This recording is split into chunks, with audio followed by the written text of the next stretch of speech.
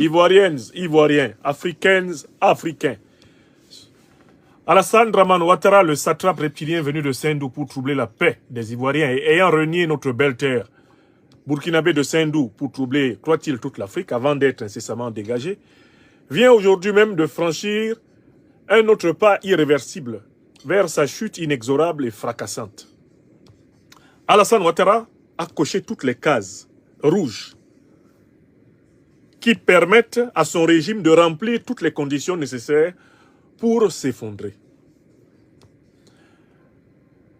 Non content d'être entré dans la politique ivoirienne par la division, le sang, la manipulation, à partir de 1989, date à laquelle, grâce à son entre-gens, à travers Mme Dominique Nouvian-Folorou, il s'infiltra dans le sérail du président Houphouët-Boigny, se fit nommer Premier ministre.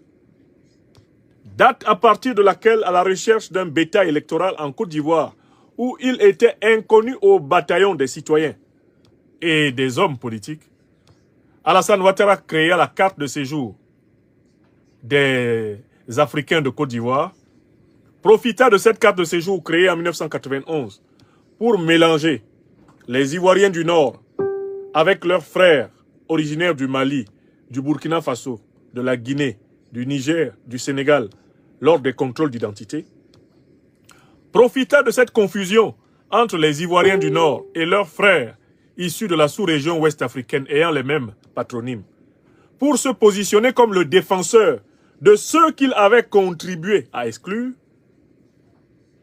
tentant en 1993, à la mort du président Félix Houphouët-Boigny, de violer l'article 11 de la Constitution de la République de Côte d'Ivoire qui prévoyait qu'en cas de décès, d'empêchement, de vacance du pouvoir du président de la République, c'est le président de l'Assemblée nationale qui assure l'intérim jusqu'à l'organisation de nouvelles élections.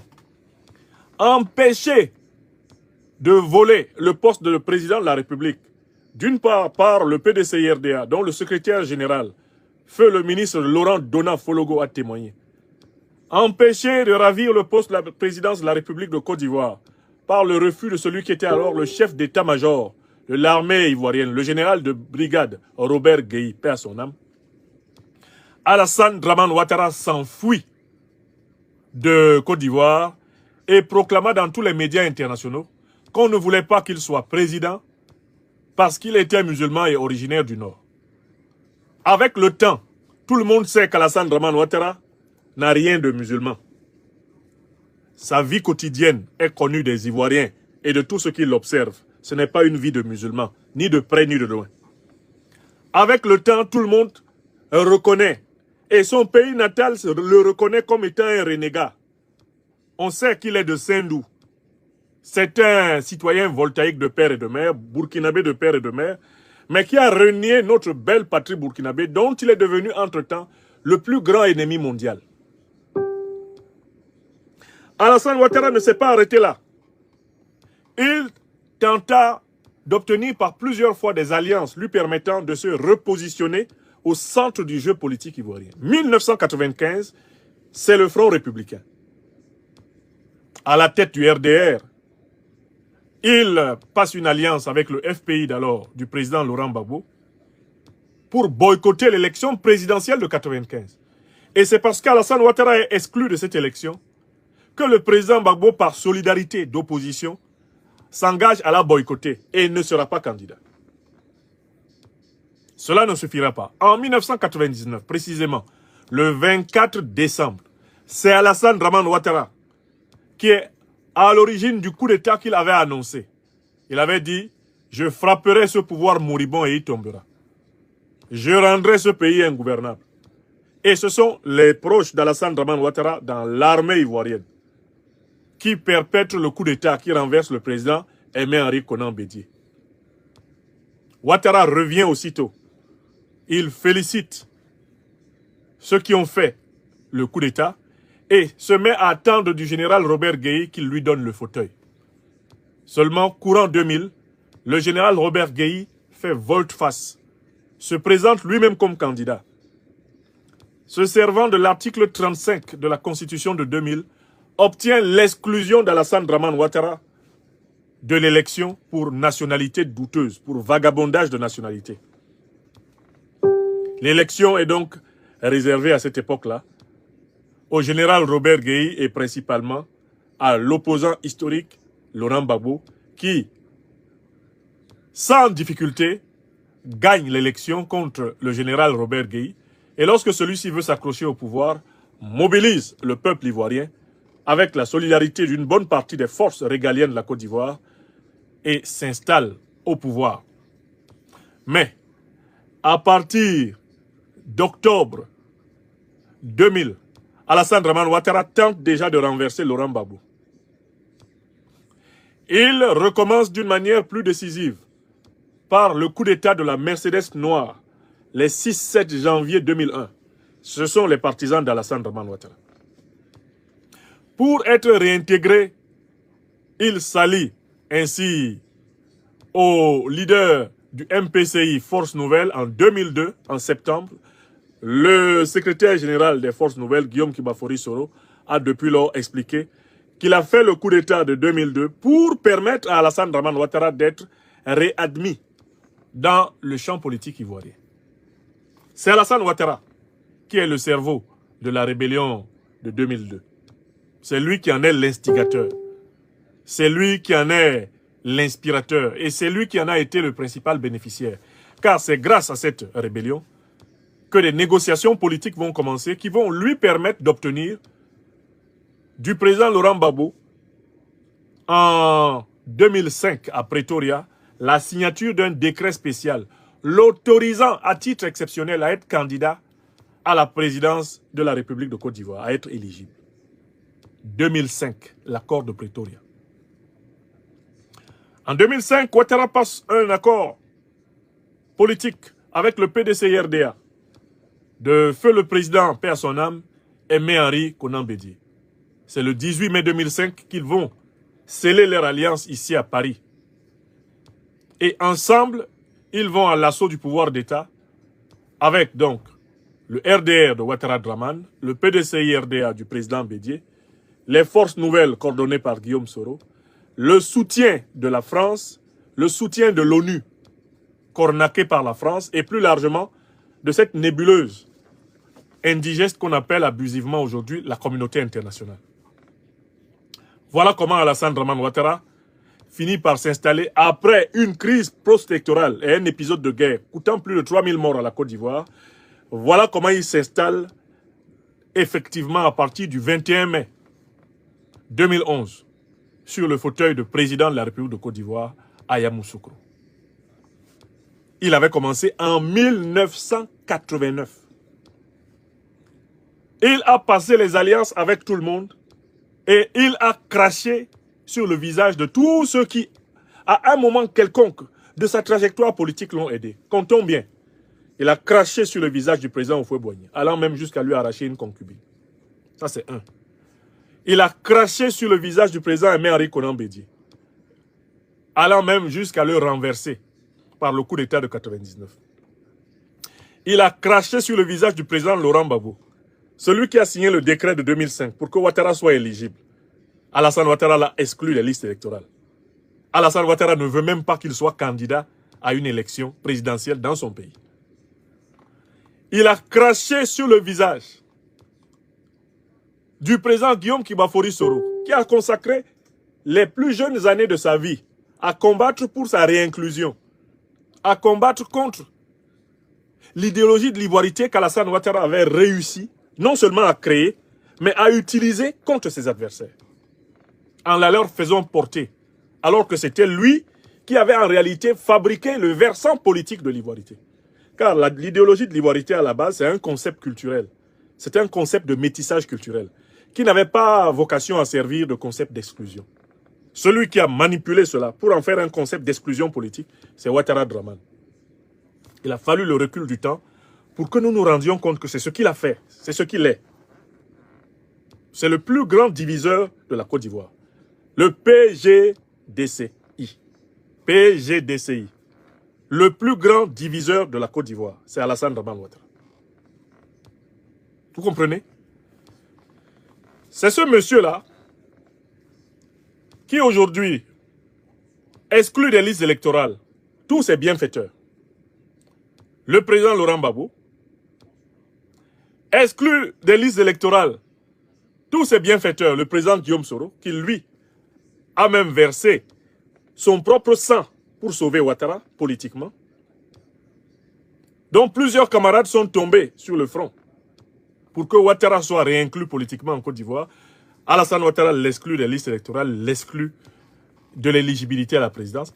Alassane Ouattara va plus loin. Il va dans la famille du président Félix Houphouët-Boigny et il prend Tidiane Thiam, qui est l'un de ses petits-fils par alliance. Il l'exclut des listes électorales, il l'exclut de la nationalité ivoirienne. Et bientôt, il va se mettre à le traquer à Cocody avec ces criminels en leket, comme un vulgaire bandit.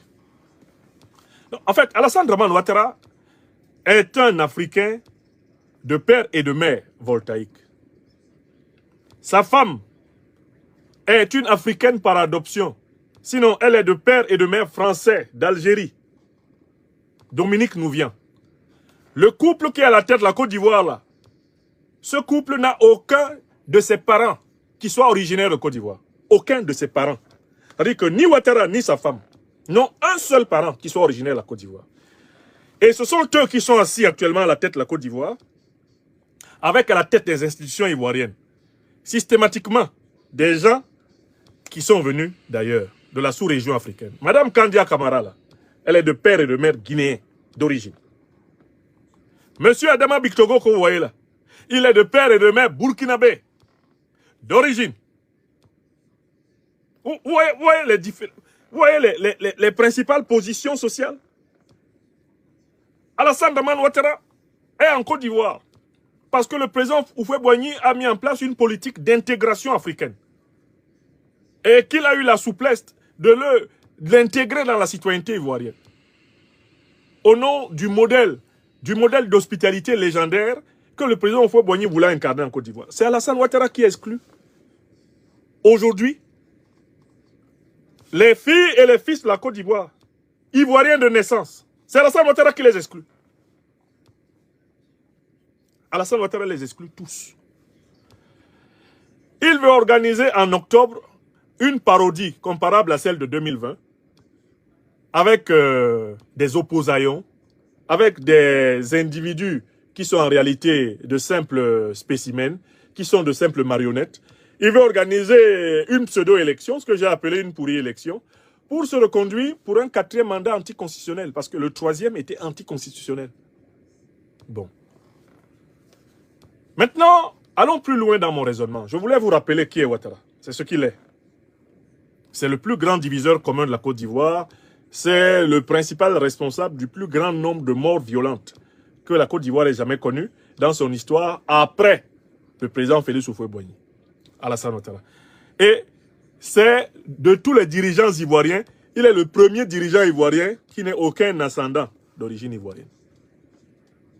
C'est-à-dire que s'il y en a un qui devait faire preuve d'un esprit d'ouverture, qui devait faire preuve d'un esprit de respect obséquieux de la Côte d'Ivoire, parce que la Côte d'Ivoire lui a donné ce qu'il ne pouvait pas avoir dans son pays natal, le Burkina Faso, ce serait Ouattara.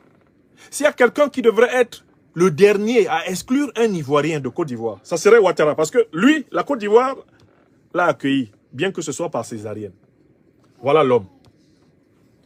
Mais allons plus loin. Vous êtes mes témoins, vous qui écoutez cette émission. Ici, sur TikTok, j'espère que vous l'avez partagé. Là, sur YouTube, là, sur Facebook. Quand M. Tidiane Thiam, ayant quitté son travail à la tête du Crédit Suisse, a engagé son retour en Côte d'Ivoire en affichant son ambition de conquérir la tête du PDC-RDA, après la mort notamment du président Aimé-Henri Konan Bédié. Il a fait ce retour, tout le monde s'en souvient, avec la bienveillance de M. Alassane Dramane Ouattara. Je voudrais que tout le monde se souvienne que Alassane Dramane Ouattara, que voilà, a facilité le retour de Tidiane Thiam dans le champ politique ivoirien. Il a même facilité son retour pour prendre la tête du PDCRDA. Mais tout le monde a bien compris qu'Alassane Ouattara le faisait dans quel but? Il le faisait à condition que Tidiane Thiam, en retour, lui livre le PDCIRDA. Ouattara faisait rentrer Tidiane Thiam en Côte d'Ivoire. Il facilitait la montée en puissance de Tidiane Thiam à la tête du PDCI. En partant du principe que Tidiane Thiam prendrait le PDCIRDA pour le lui donner.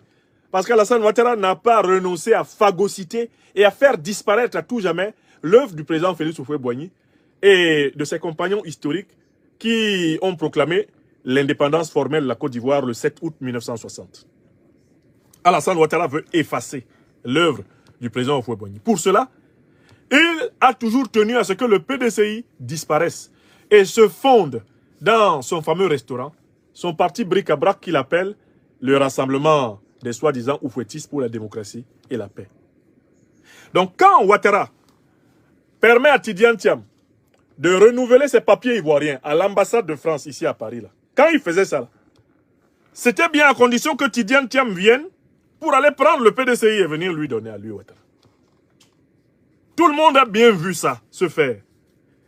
Et quand Alassane Dramane Ouattara s'est mis à faire des yeux doux à Tidiane Thiam, quand Tidiane Thiam nous a présenté Alassane Ouattara comme son tonton, son tuteur, son papa, son conseiller, quand Tidiane Thiam est allé même jusqu'à dire que lui, vraiment, de toutes les façons, il préfère avoir des bonnes relations avec son tonton, son tuteur, son papa, Alassane Dramane Ouattara. Mais il ne préfère pas avoir des bonnes relations avec les opposants jurés à Alassane Ouattara comme Guillaume Soro. Que lui, Tidiane Thiam, a présenté comme un serpent dans son pantalon. J'ai donné des conférences ici pour dire ceci à Thiam Tidiane. Alassane Dramane Ouattara, que vous voyez, est le plus grand danger que vous puissiez courir. Car, par définition, il est ingrat envers ceux qui l'ont aidé. Si tu veux avoir des problèmes avec Alassane Ouattara, il faut lui rendre service. Comme c'est un être diabolique, c'est un être démoniaque. Alassane Dramane Ouattara considère que dès lors qu'un Africain lui a rendu service, la seule chose qu'il puisse faire pour montrer qu'il est le meilleur des Africains de tous les temps, c'est de détruire celui qui lui a rendu service. Parce que quand tu lui as rendu service, cela lui donne l'impression que tu te crois plus puissant que lui. Tu considères qu'il te doit quelque chose. Or, Alassane Ouattara a publiquement dit dans une interview connue sur Jeune Afrique, il a dit « Je ne dois rien à personne, sauf à la France ». La seule entité politique ici-bas dans le monde à laquelle Ouattara reconnaît devoir quelque chose, c'est la France. Puisque le régime néocolonialiste français l'a aidé à arriver au pouvoir et l'a imposé à la tête de la Côte d'Ivoire, y compris par la guerre. Alassane Dramane Ouattara considère que devoir quelque chose au président Houphouët-Boigny, c'est pas normal. Dans sa tête, il se croit supérieur au président Houphouët-Boigny. Devoir quelque chose au président Bédié, c'est pas possible. Dans sa tête, il se croit supérieur au président Bédié. Donc il ne faut pas qu'il soit reconnaissant envers le président Bédié. Devoir quelque chose au président Laurent Gbagbo, ah non, c'est pas possible. Puisque dans sa tête, il se croit supérieur au président Laurent Gbagbo. Devoir quelque chose au président Guillaume Soro dans la tête de Alassane Ouattara, c'est complètement inconcevable. Puisque dans sa tête, il se croit supérieur au président Guillaume Soro. Devoir quelque chose à Tidiane Thiam, qui serait celui qui serait chargé à la limite de lui ramener le PDCI. C'était toujours pour Alassane Ouattara une promesse de punir Tidiane Thiam à un moment en disant « Niamorodé, il pense qu'il m'a aidé, il se prend pour quelqu'un d'important, il va voir celui-là. » Tous ceux qui ont aidé Alassane Dramane Ouattara en Afrique noire, Alassane Ouattara n'a pas loupé une seule occasion de les écraser. Alassane Dramane Ouattara n'a pas loupé une seule occasion d'écraser tous ceux qui l'ont aidé. Regardez dans le proche sérail d'Alassane Dramane Ouattara dans le RDR. Allez étudier la manière dont Alassane Ouattara a remercié le professeur Jenny Kobina, Georges.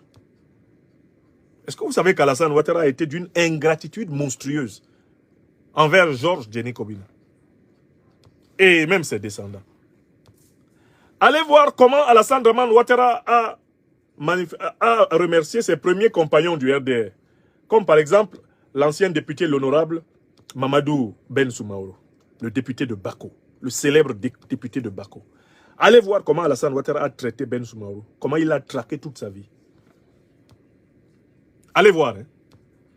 Allez voir comment Alassane Ouattara a traité ses compagnons historiques. Mais est-ce qu'il y a eu à la tête du RDR quelqu'un qui ait fait disparaître autant de hauts cadres du RDR que Ouattara? Où est-ce qu'il a amené Amadou Gon? J'espère que vous savez qu'il est responsable de la mort d'Amadou Gon. Amadou Gon une opération cardiaque importante. Il requérait au minimum un an de convalescence. Alassane Ouattara le fait sortir de là, l'intronise brutalement. Il l'intronise comme étant candidat à l'élection présidentielle de 2020. Il sait que le type ne peut pas battre campagne. Il lui demande de venir battre campagne en sachant très bien que son cœur va lâcher. Le type arrive, il meurt dans les mains de Ouattara et Ouattara a l'alibi tout trouvé pour dire que mon candidat est décédé, je n'ai pas eu le temps de me préparer à une autre option, je suis candidat. C'est lui qui a ramené, contre tout bon sens, contre les préconisations des médecins, Amadou Gon Coulibaly. Parce qu'il voulait qu'Amadou Gon Coulibaly pète un câble, pète une durite. Et c'est arrivé. À peine 1 à 2 semaines après le retour de cet homme, il est mort dans les bras. Il est mort dans les bras d'Alassane Ouattara, qui faisait semblant de pleurer. Mais qui a enterré Amadou Soumaoro, alias Cimetière, qui était présenté comme un grand fils de Séguéla? Qui l'a conduit à sa dernière demeure, Ouattara Draman? Qui a conduit Ahmed Bakayoko, le Golden Boy, à sa dernière demeure, Alassane Draman Ouattara? Qui a conduit quelques-uns des militaires qui se sont battus pour lui, comme Ouattao, à sa dernière demeure, Alassane Draman Ouattara? Vous voyez, ce monsieur-là, c'est une hécatombe incarnée, Alassane Draman Ouattara. C'est un psychopompe. Dans la mythologie ancienne, le psychopompe est un individu constamment en train de vivre de la mort des autres. C'est un commerçant de mort. C'est un individu nécrophile. Alassane Draman Ouattara est un nécrophile. C'est-à-dire c'est quelqu'un qui vit de la mort d'autrui. C'est un saprophite nécrophile. C'est ce qu'il est, Alassane Draman Ouattara.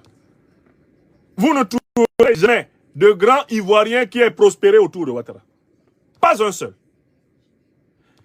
Regardez comment il a traité Daniel Kablan Duncan. Daniel Kablan Duncan, qu'il avait présenté à un moment donné. C'est le meilleur de nous-mêmes. Il a créé le poste de vice-président de la République. Il a mis Daniel Kablan Duncan, que j'appelais exactement le politicien pantouflard. Quand il a nommé Daniel Kablan Duncan vice-président de la République, il s'est mis à l'humilier. Matin, midi et soir. Matin, midi et soir. Le monsieur a démissionné. Jusqu'à aujourd'hui, Kablan Duncan est dégoûté de la politique. Si tu parles même de politique à Kablan Duncan aujourd'hui, vraiment, il estime que tu ne l'aimes pas. Tellement Alassane Ouattara lui a fait ça dur. Regardez comment Alassane Ouattara a remercié Guillaume Soro. Guillaume Soro qui, dès 2000, se bat dans la maison d'Alassane Draman Ouattara pour protéger Alassane Draman Ouattara, qui est blessé dans la maison d'Alassane Draman Ouattara, qui saigne abondamment, qui est soigné, pensé dans la maison de Ouattara pour le protéger, qui risque pratiquement, qui consacre 10 à 15 années de sa vie à se battre pour que ce type ne soit pas exclu. Vous avez vu ce qu'il lui a fait? Même les maisons que celui qui fit son adversaire d'un temps, le président Gbagbo, lui a octroyé dans le cadre des facilités de la République. Même la maison que le président Laurent Gbagbo a fait attribuer à son premier ministre Guillaume Soro, Alassane Ouattara a arraché. Il a arraché. Il a confisqué les comptes. Il a actionné ses amis français pour arracher les menues économies du président Guillaume Soro à Paris. Des économies insignifiantes, en tout cas extrêmement modestes. Même ça, il a arraché. Voilà l'homme auquel nous avons affaire. Alors, quand ce monsieur-là s'est mis à flatter Tidiane Thiam, je suis sorti ici et vous êtes mes témoins. J'ai dit à Tidiane Thiam, le monsieur-là, nous, on a déjà fait le tour. Tidiane Thiam, ce n'est pas Guillaume Soro qui est un serpent dans votre pantalon. Tidiane Thiam, vous êtes dans la bouche de l'anaconda. Ouattara, c'est un anaconda. Quand il commence à vous appeler mon fils, mon fils, mon fils, c'est que vous êtes en danger de mort. Quand il commence à vous appeler mon fils, mon fils, mon fils, c'est que vous êtes en train de finir comme Ibé. C'est que vous êtes en train de finir comme Ahmed Bakayoko. N'oubliez pas de vous abonner et d'activer la cloche de notification pour rester informé de nos prochaines vidéos. Restez à l'écoute pour les développements passionnants à venir.